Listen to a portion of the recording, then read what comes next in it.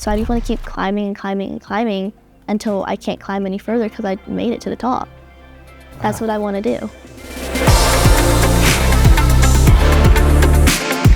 What's up, everybody? This is Bobby Lashley with Phenoms to Legend series. And today we're here to talk with Sofia Solis.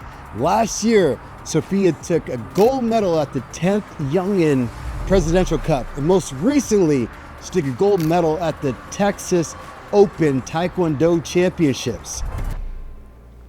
All right, Mr. Lashley, are you ready to step onto the mat and enter my world? I'm ready. All right, here you go. All right, let me go change and I'll be right back. All right. Wow.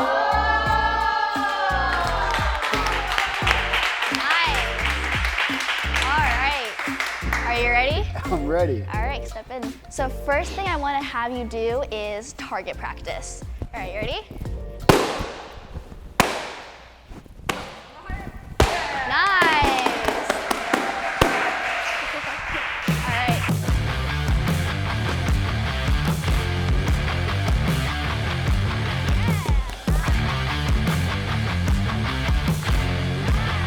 All right. All right. Turn the camera away for a little bit. Focus, confidence. Yeah! Yep.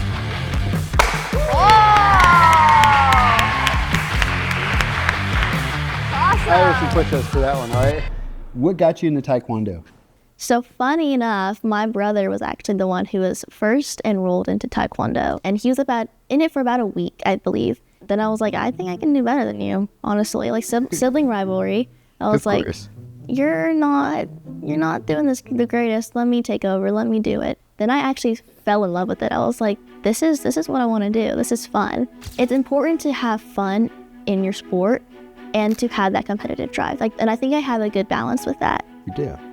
There's a lot of things that motivate me. I think right now, at the age I am, there's still a lot of people who are ahead of me and who are older than me, more experienced. And I want to grow into that position.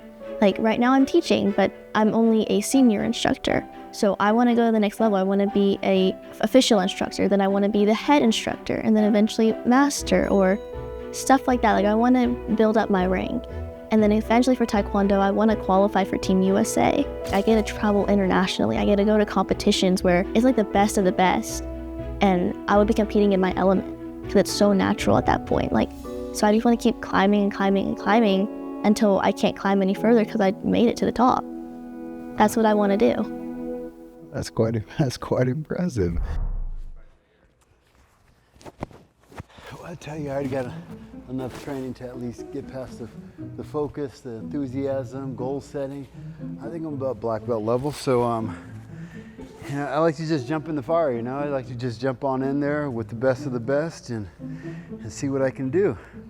I think I'm going to win this battle because I have the experience and gear. Since Bobby does more open combat sparring or fighting, I think I can take this home pretty easily since this is my type of fighting, my element. So I think I have a pretty good chance winning. Okay. And then you say, yeah! Yeah! And this is where contact starts.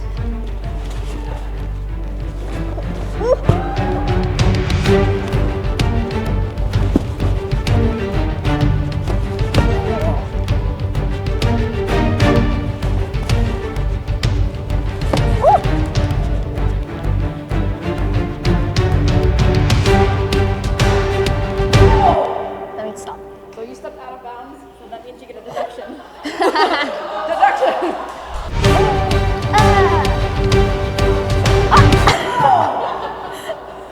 Thumbs up! Deduction.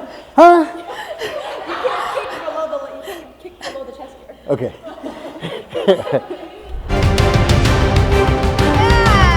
Yeah!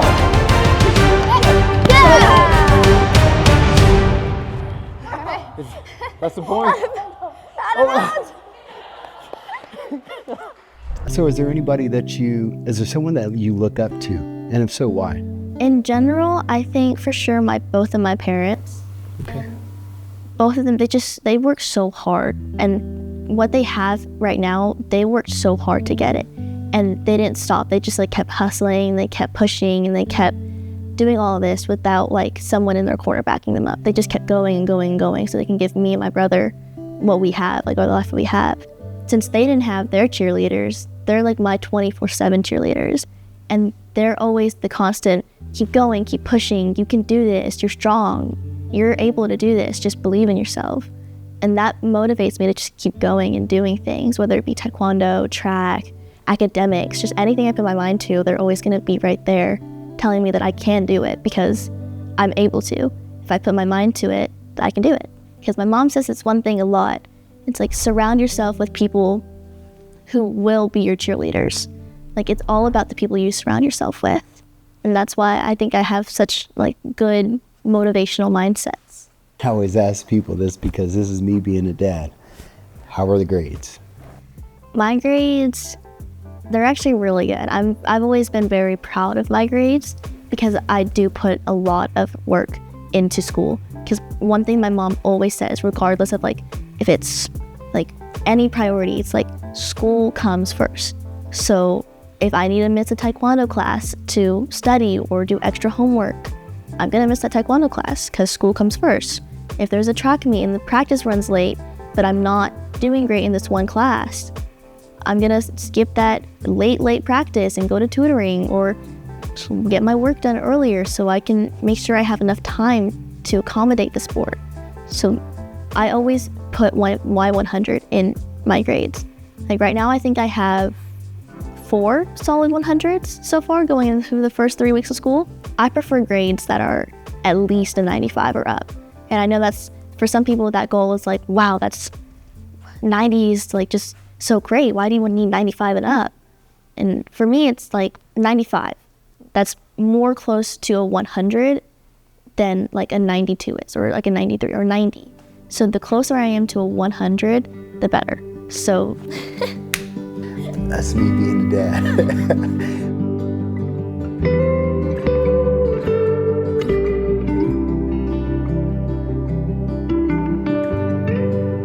I think the one quote that's really with me right now, like I'll like go through quotes pretty easily, but I think the one that is sticking with me right now is you can't give your 100 when you're at 50, which I think is a really good quote because like you said, a lot of athletes, like they have the mindset where it's just like, this is your reputation, you have to do this, you have to do this because this is how people see you.